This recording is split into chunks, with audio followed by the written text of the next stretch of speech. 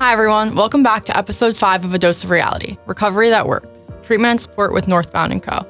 My name is Abby Weiss, and I'm the host. Today, we're here with Joe and Kate from NorthBound. Hey, Abby. My name is Joe Mattioli. I'm a vice president and member of the board of directors over at NorthBound Co. Really happy to be here with you today. Thanks for having us on, Abby. And my name is Kate Gregory, and I'm the co-founder at NorthBound. You guys want to tell us a little bit more about NorthBound? So I know on the website, you guys talk about being a comeback community, meeting people where they're at. What does that look like in real time and in reality? Why don't I throw that one to you to get started? You want me to do it? Yeah, go for it. All right, hey, no problem. NorthBound's, I guess the core way to think about what a comeback community is having a group of people that delivers on the definition of it takes a village. Right? Isolation is one of the things that breeds and helps addiction, substance use disorder, whatever you want to call it, alcoholism. It's all the same disease as far as we're concerned, and other mental illness included. Isolation helps that stuff thrive. So in order for somebody to really have an opportunity not just to get, but stay and have a successful, sustained life in recovery, it really does take a village. And that's what a comeback community at NorthBound is about. It's how can we come together and support somebody through that really difficult transition of life, trying to figure out, what do I do now? Where do I go from here? And where do I belong? Yeah, so I think in recovery, sometimes it's hard to not fit into this mold of like, this is the right way to do things.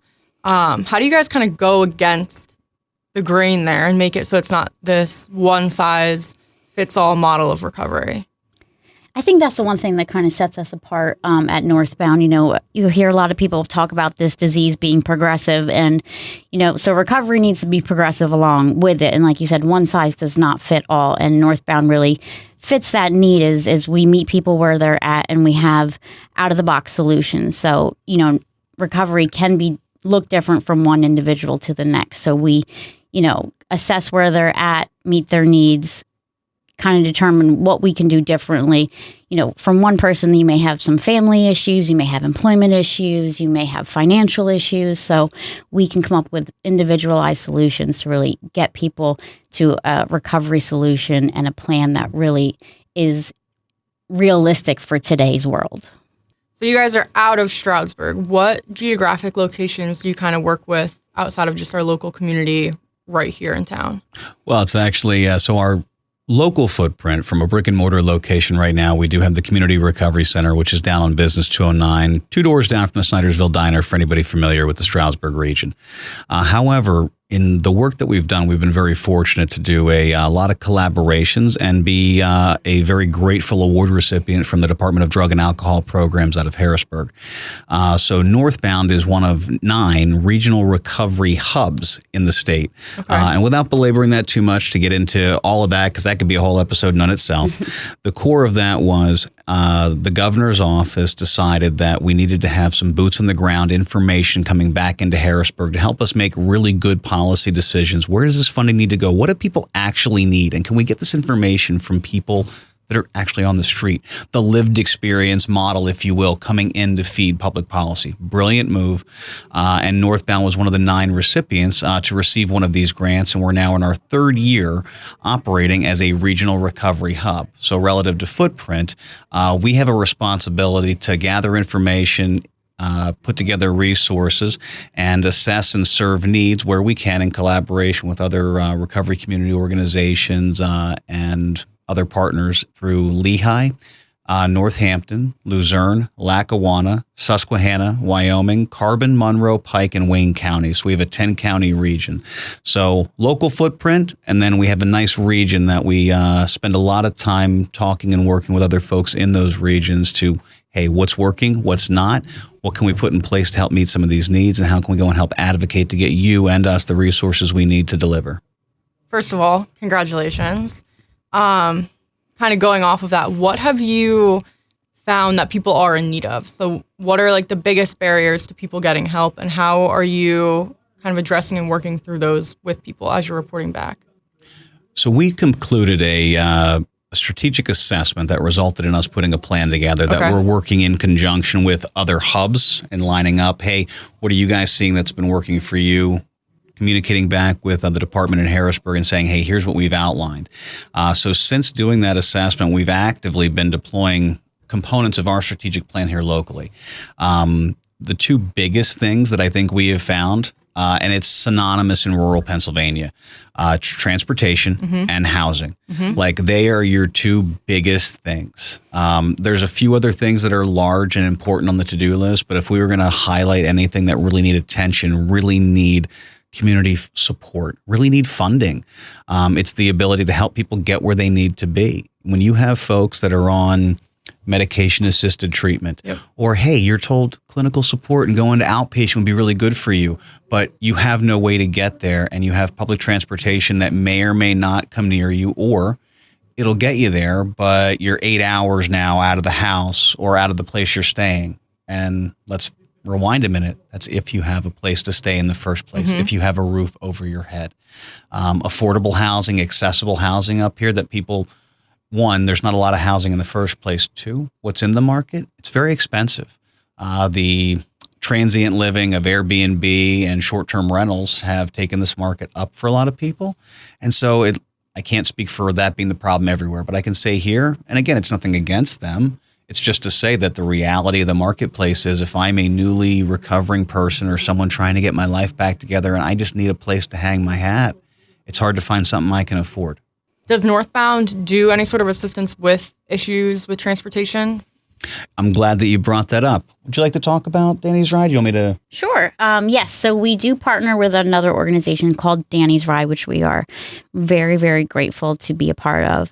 So we do offer transportation solutions to someone getting to critical appointments like outpatient, like Medicaid-assisted treatment appointments, like medical appointments, probation, parole, things like that are major barriers to someone having a long-term recovery plan that's successful. So we are able to provide some rides to get to those appointments depending on, need and available funding, of course, but we're happy to do that.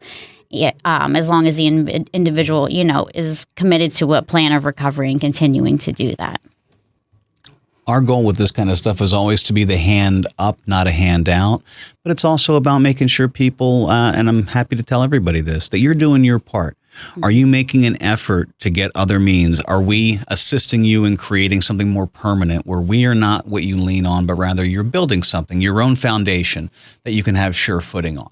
Because otherwise you're in that old adage about, you teach a man to fish, feed a man to fish kind of deal. We want to teach people to fish, help them set the bait, help them cast the line. But ultimately, if we walk away, they're able to feed themselves, to stand on their own, because that's how you get a sustained recovery effort. You can help them do the work, but you cannot do all of the work for them. Oh, Exactly. On transportation, super cool, by the way, because I want to mention this. We've been very fortunate very recently, right here in Monroe County, the commissioners have awarded us funds from the opioid settlement funds, which are very specific to helping people with opioid use disorder and recovery. And a portion of those proceeds were able to be allocated to NorthBound for the purchase of a new vehicle, which we're in the process of literally shopping for as we speak. Okay. Which will give us a nice big SUV with, multiple seats in it where we can go and actually assist people ourselves without having to pull into this other program as well. And I say this because I think it's important for people to know that your local government here, local municipality, people are really starting to pull together and say, how can we be that village that helps everybody here in Monroe County? So kudos to them for being willing to support us and this community with something like that. Yeah, that's exciting. Kate, you had mentioned a recovery plan and designing a recovery plan that works for individuals. What are some of the aspects of that you think are really crucial to finding recovery? I think one thing that, we're so used to seeing is people get out of treatment and then they're saying, do these specific things and you'll be successful. And in today's world, it's just not the case. So we really do try to have realistic and attainable goals for people's specific life situations, because if not, we're just setting people up to fail. So what can we do that fits within this person's needs? Because, okay, we can say you have to do all these things. Oh, but you don't have transportation, or, oh, you don't have financial means, or, oh, you don't even know how to make a shopping list. Like, these are real things that are barriers to people's success and recovery. So we have to, really get down to the nitty gritty and find out what you're capable of, what you're not capable of, and how can we actually help you be successful for long-term recovery. So life skills are major and that they get overlooked a lot. And that's like the first thing that goes. And that's something at NorthBound that we're really big on is addressing those needs. When someone first comes to NorthBound, what may that experience look like for them? First, it's a warm welcome. There's nothing in the world that sets somebody up for success like feeling they're not a less than person. Dignity and respect from the moment you walk in the door, a smile, some warmth, a coffee, a bottle of water, making something them feel to like eat. a human. Are you okay? And then how can we help you? So the first thing is a very simple informational background kind of deal. So you know who somebody is, where they live, do they not live? How do we contact you and follow up with you? Basic contact demographic information, and then a very short, brief intake where we kind of get an understanding of where are you coming from? What are some of these needs that Kate is talking about over here? And we want to individualize something. First, we got to identify them so we know what we're going after. And from there, it's very much what we just talked about. That first step is just coming in and taking a deep breath and going, I'm okay. These people are going to help me. I think the one thing that makes us really great is everyone at NorthBound has some sort of lived experience, whether directly in long-term recovery or being a family member of, and, it does look different. Even just the other day, I'd like to comment that Joe ran into a gentleman at a gas station right outside of Monroe Correctional Facility who had just been released, literally bag in hand, no plan, no idea what to do. Like, hey, I'm just here. And Joe, did what we do. We suit up and we show up and we said, hey, how can we help? And, this guy went from standing at the gas station to having no idea where he was going to be to by the end of the day, we had him in a recovery house. We had him with a new identification card with a plan for outpatient treatment. And yeah, it takes a village. We had to make 1,000 phone calls and do all of these things, but that's what we're able to do. We suit up and we show up and we're here for our local community. I love that. Do you guys want to share what's your favorite moment with NorthBound so far? Do you have like a favorite client success story or something that really stands out to you? Still, my favorite thing is, it's really obviously just because it's close, is our Thanksgiving. This will be our eighth community Thanksgiving, and it's just something that we're able to give back to whoever wants to participate and be a part of. No stigma, no judgment. Come as you are. If you don't have to stay, we do a lot of to-go meals, and I'm love to cook, and I'm happy to cook for anybody who wants to eat it. And so that's just our way of giving back and making people feel like, hey, you have a seat at the table, and we're really happy to do that. I feel like that fits with the NorthBound mission just as a whole. Yeah. Come as you are. You have a seat here. You always have a place. So I think that reflects your guys' mission really well.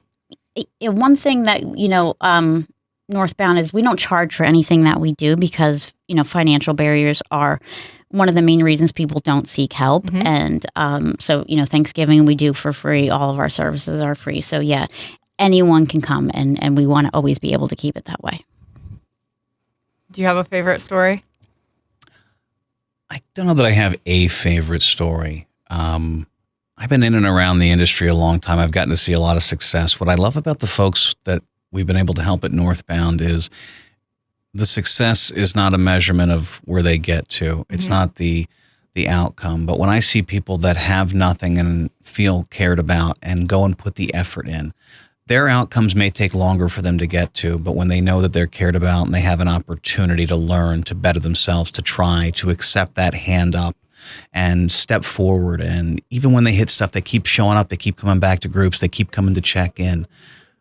All of those stories are the ones I'm most proud of because they're not drunk, they're not high, and they're giving it hell every day. Yeah, just a matter of showing up, really. Yeah. So I want to talk a little bit more, I guess, about treatment plans and even stuff that you just said, just showing up and making the most of each day that you're trying, essentially. As people come in, I'm sure that they have short-term goals and long-term goals, and their short-term goal might just be to make it through the next half of their day without getting high. How do you balance that with someone's long-term goal of wanting to start a career or find stable housing or meet their transportation needs? So how do those two kind of opposite ends of the spectrum really work together?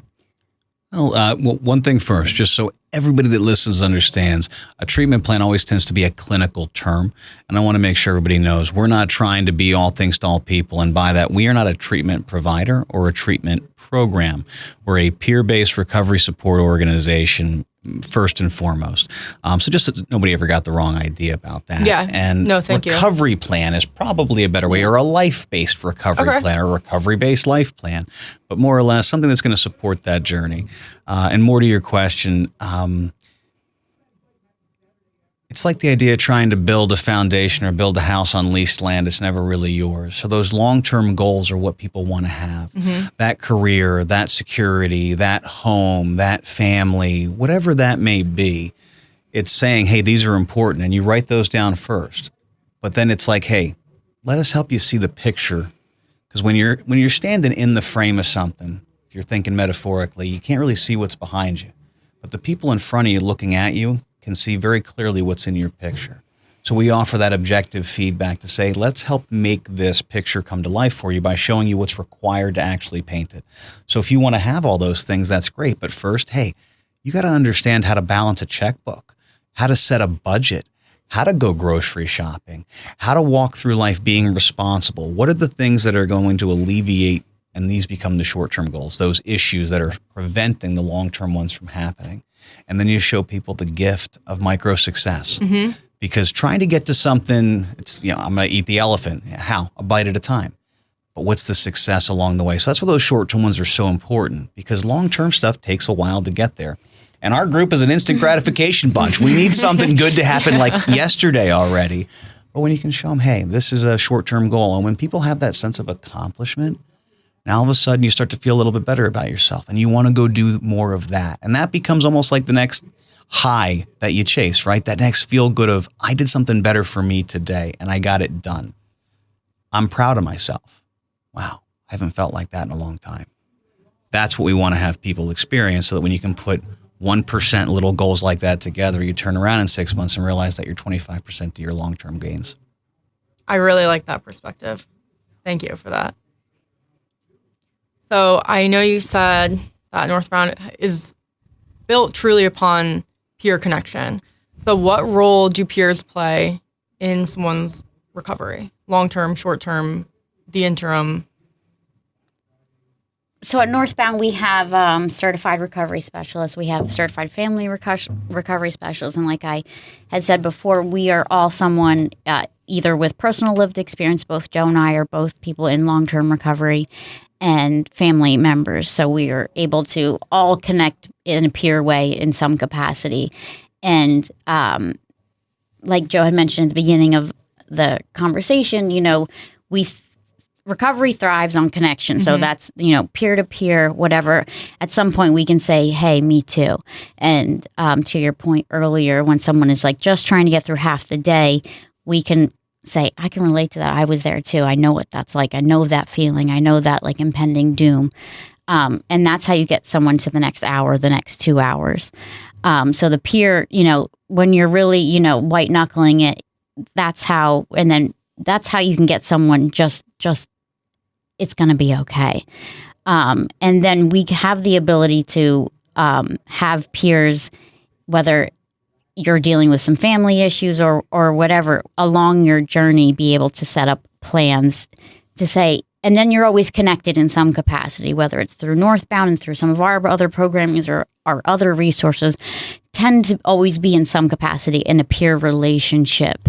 And there's so many studies that show like this is how you set people up for success in recovery today. Not so much 20 years ago, because we didn't really look at it that way. It was always a clinical setting. And that's how people fail. I mean, clinicians and everything are extremely helpful and vital, but that's how you help treatment and addiction then, but then how do you set people up for recovery? There's a difference, you know what I mean? And we didn't do recovery for a really long time, and that's what we're starting to look at now. And that's where the success is. Yeah, I think for a very long time it was looked at as those 28 to 30 days that you spend in treatment, and the second the doors open, you're kind of left on your own. So to have you guys come in as an organization with people with lived experience or family experience, whatever the case may be, and be like, hey, we're here for the rest of the journey, makes all the difference. Absolutely. It's really easy to think about doing something when you're in an environment like that. And I'm a big fan of them. But when you're in there, you got 24 hours a day, you got people around you. Mm-hmm. You got staff around you. You got other patients or clients around you. And that's wonderful. The rubber meets the road when you walk out that door. And where's the person that can show me how to do this? A peer is the person that when somebody new to recovery can't imagine the next 60, 90 days of anything, and that person's there saying, hey, I've been doing this for a few years. No way. You're not like me. But then you hear that story and you go, no, wait, you are like me.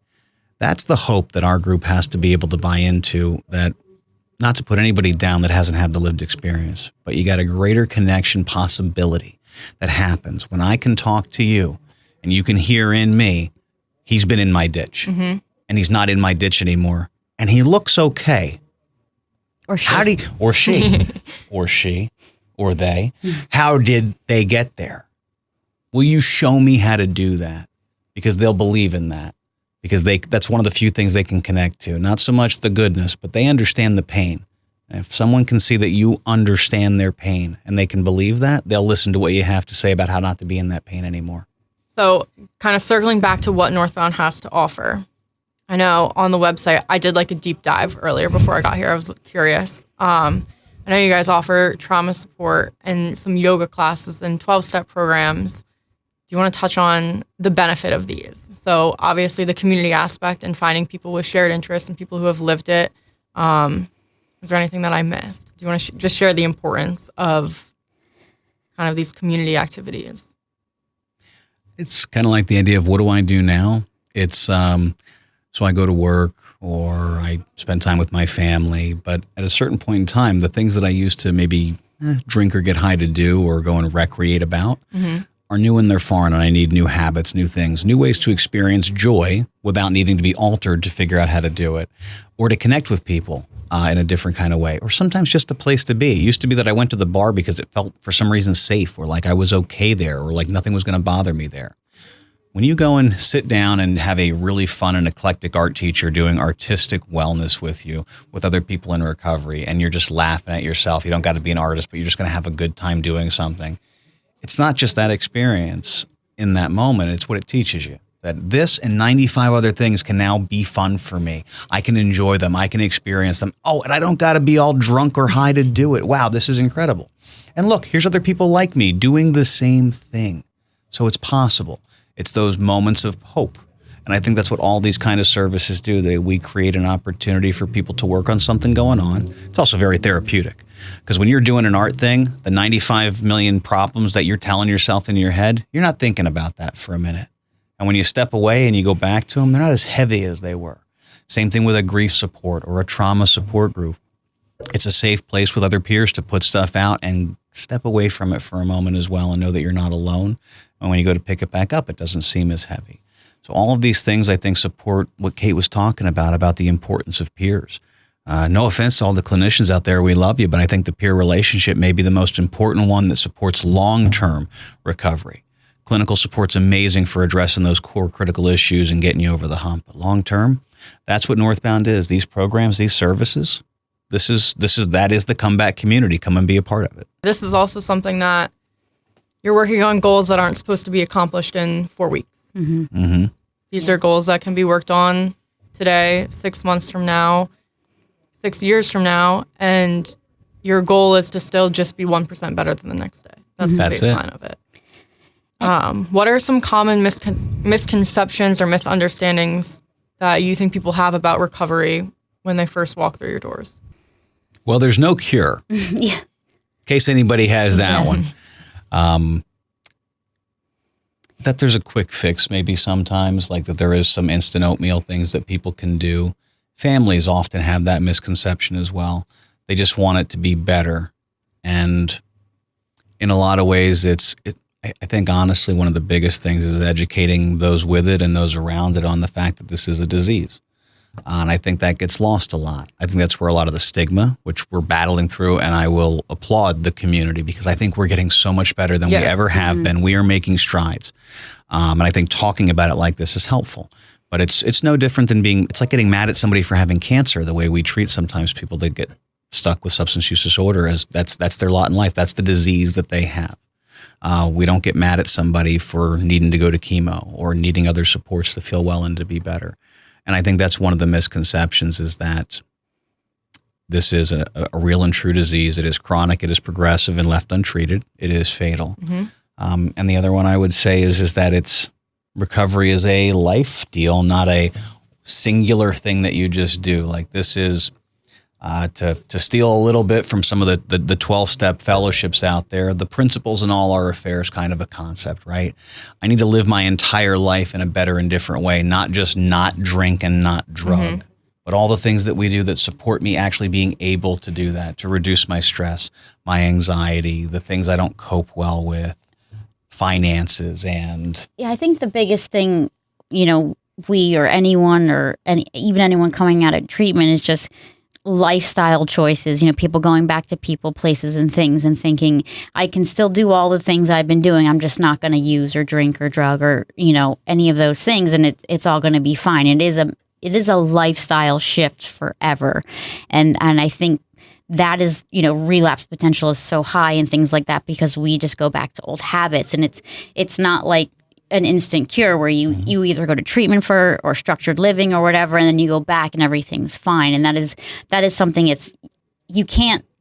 people can't comprehend and get well. There's just not enough runway for you to heal, for people to understand the gravity of what you need to do to have successful long-term recovery. And we don't give people enough runway that this is long term, and that's why I think most people fail, is because we just put a little Band-Aid on it, and our expectations are so high, and it just doesn't work. And that's, I think, in a lot of the U.S. models, it's just they fail. Their numbers are in the low, not the high, and we don't believe necessarily in those models. There's models in Europe that are extremely successful that we really believe, and they're peer-based. There's a model in Italy that NorthBound's been fortunate enough to go and be a part of on more than one occasion, and we believe in that term.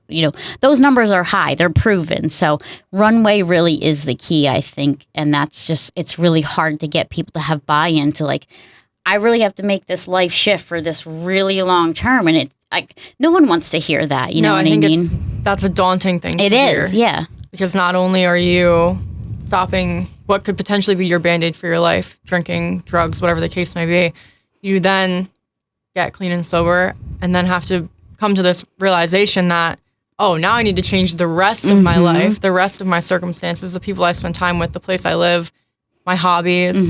That's a lot to handle when you're 24 hours out of treatment.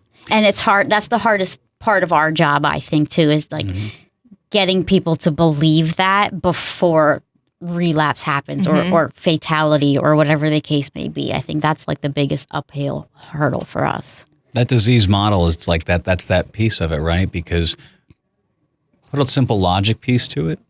I spent 10 years drinking and drugging the way I did. And now in 90 days, I want to be better. The math doesn't math on that. No. I'm going to need to I did a lot of damage. My thinking got a lot of skewed stuff going on. I created a lot of bad habits in me that I'm not going to change and overcome. Not to mention, I did a lot of damage. It's going to come back to haunt me for a little bit. Or I can choose to face it and address it and have help to do that.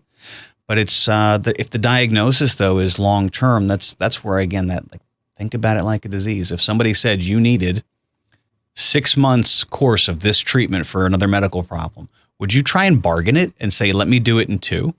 Would you say, I don't really want to go to that one, but I'll go to this one? That's what I mean by we lose that piece of education. You wouldn't do that. If you're a diabetic and you get diagnosed with diabetes, you got to take this much insulin.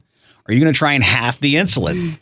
But that's what our people do. Yeah. But that's part of the education piece. I don't think people always realize that this is that long-term stuff you do so that you can have it. Because the one thing Kate said, where changing people, places, and things is so important, the other piece of the hope I want to make sure we say about that is, with a solid recovery and solid spiritual fitness, there is no place on this earth a recovering person can't go. Nothing you can't go enjoy. No place that is barred or forbidden from you where you can't enjoy something or take advantage of something life has to offer. It's just about spending that time up front to build that foundation, right? You don't go to a concert where somebody may be doing something that you're going to see at 60 days sober. But I will tell you now, I got some time put together. I'm a person in long-term recovery, and there's no place I don't feel safe going if I have a good reason to be there that I can't go and enjoy and really love it and take advantage of what's going on out in the world. But that time was a critical element for me to put in first before I could go and be able to safely enjoy those things again. It gives you the ability to look at life through a different lens and feel good about it, because I think a lot of us too, we don't want to take the runway because we also think that life is going to be so boring and just lackluster and we're it's like a prison sentence in a way, then like, so we're just doomed to this life of boredom and misery. You know what I mean? But bad coffee. But that's the thing. Like, we convince ourselves, we make good coffee. We just don't give ourselves enough time to let our brain look through a different lens and realize that it's actually beautiful. And that's the uphill battle. I mean, it has to be a huge adjustment. Yeah, right. Absolutely. And for the record, recovering people make amazing coffee. It's like all we have left. We're really good at it. It's like Just a terrible saying. stigma of NA and AA groups. Yeah. The worst coffee. No, we crush it on the coffee. No, it's game. mostly bad. Don't let it. No, it's not true. They don't come to my home group. We make good coffee. Maybe you make good coffee. I won't knock your coffee. All right. What would be your piece of advice to someone contemplating recovery, someone in early stages of recovery, someone who maybe hasn't even made it to that period where they're even contemplating a space of recovery? Oh, I got it. If you don't, I'm ready for this one. I'm not surprised. Mine is just always that, like, recovery is possible. My biggest thing is it's really hard this day and age because I still feel like most people feel like, and I do feel like this in a lot of ways, like recovery is a privilege and it doesn't have to be. There are resources. It's just asking the right questions. It is possible no matter what your situation is. You have the ability. It's just making sure you're asking the right questions and getting to the right resources, but you have the ability. It is for everyone. On top of that, because that's perfect for where I was at with this, is that's always available, what Kate's talking about. You don't have to wait for a bottom. I lose my mind about that. That's why I got really amped up for a second when you asked this question. Like, the biggest thing I would tell people at whatever state you're in, stop waiting for what you think is the bottom to come. There's no such thing as like, this is the place where I decide I'm going to get sober. It's a self-ascribed or determined place. You can set that moment whenever you're ready to set it. You don't have to wait for it. It doesn't have to be as bad as this other person. Well, I haven't lost my car or my house yet, so I think maybe I can still keep digging. And you get the shovel out, right? I'm okay. I haven't lost this thing. So I'm not as bad as this other person. Don't wait for that. There's no need for it. You don't have to lose everything. The bottom can just be the place where you say, I'm in pain and I don't want to be anymore. And that's enough. You do not have to lose everything before coming and asking for the help to prevent that from happening. That's okay too. I also think that that bottom that you're mentioning always has basement. And if you're redefining what rock bottom is every time you hit it, you're oftentimes just delaying your own treatment. There is no bottom. When you hit the end, you're dead. Yeah. Until then, you can keep making it worse if you want to. Because just when you think you can't, you're right. There's a basement, there's a trap door. Yeah, there's a sinkhole. And it'll swallow you up. When you're dead, that's when you can say you're there. Otherwise, you can keep going or you can stop. Put your hand up. We'll grab it for you. Yeah, I don't have anything wiser than that. I think you nailed it with that one. What would be your piece of advice to someone in supporting a loved one or a friend as they go through this journey of maybe being in active addiction or kind of starting the process of getting the help that they need? Pick up the phone. Don't try and do it alone. That's the number one thing I would tell anybody is don't try and think about how you're going to fix it, how you're going to cure it, how you're going to control it. That's the great lie everybody has, that if I love somebody enough, maybe I can love them better and I say this with so much respect for everybody out there that may listen to this, you'll kill them. You'll help them die with the best and sweetest and most loving of intentions. You will cause harm. And it's simply because this disease thrives on that. Look, untreated alcoholics and drug addicts, we are some of the most highest functioning intellects capable of incredible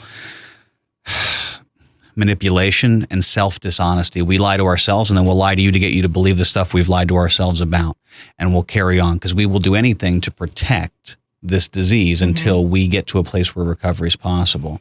So if that person isn't there, but the family member is, and you try and go at that by yourself, it's going to get bad. Call us. Call anybody. Just don't try and do it alone, and get some guidance on how can I have this conversation the best way? How can I approach this the best way? How can I not support this getting worse? I think what I've learned over the years of working with so many family members and everything is my piece was just try to remain teachable and open-minded, because I think when you think you're the answer, have the answers, and you don't have that open-mindedness, that is a recipe for disaster. So if you can just say, I don't know everything, if you think you know almost everything, but you don't know everything, so just remain teachable and stay open-minded. There's hope there. And remember, they're a sick person, not a bad person. Yes. We get angry at this disease a lot because the people that have it, we tend to do some pretty questionable and sometimes very awful things. And I'm not condoning that. But again, when you're the family member wanting to think about how you can approach somebody, the first thing I do myself when I'm talking to anybody is I have to remind myself, don't be mad at what they're doing. This is a sick person, not a bad person. Mm-hmm. How can I be of service? How can I help? Not how can I be retaliatory? And if you come from that place, everything gets easier because you're not going to be angry back. Yeah. Thank you for all of the words of wisdom that you guys just shared. We're going to start to wrap up a little bit here. So if you guys just want to tell our listeners one more time where NorthBound is and how people can reach you, it'd be perfect. Absolutely. So our Community Recovery Center is located at 6258 Business Route 209 in Stroudsburg, Pennsylvania. And that's a drop-in, peer-based community recovery center. We have staff there pretty much Monday through Friday, normal business hours. And then we have groups and things that run in the evenings, on the weekends. And by appointment, we can set stuff up if somebody, hey, I can't get there, or I need this, or I need that. We are the people that want to bend over backwards to help you if we know you need it. And you're welcome to just come by, drop in. You also don't need an appointment. You can come show up and check in. And if whatever we can do to help you, we will. And we're trying to be very, very active on our digital space. So please come and check us out on Facebook, on Instagram. Give us a follow. Stay in touch. Everything that we do, every opportunity we have, every training thing we may have for people to become a part of the service community, everything goes out on those channels, and it's a great way to stay connected with us and know what's going on. And I will also say our website is actually being revamped as we speak and is going to become more published with events and the ability to sign on and register for things over the course of the next 3 months to 6 months. So please stay tuned and stay connected with us there. And anybody listening right now, if you're struggling, call us too. We're big on actually just having a conversation. You don't necessarily got to fill out a form or come and show up somewhere. You can just call 570-800-2466. Our staff would love to help you. And please stay tuned because we're hoping in the next 90 to 6 months, we're going to be opening a sister location because there's certainly enough demand out there. So we're trying our best to be able to meet it. So stay tuned and we will be having more information about that soon. Kate and Joe, I cannot thank you guys enough for being here today, sharing your stories, and all of the advice that you have to give. I look forward to working with you guys in the future. And again, just thank you for showing up. And I don't know, if there's one piece that anyone gets out of this, I think it's just to try to show up 1% better than the next day. Absolutely. So, thank you guys. Thanks for having us.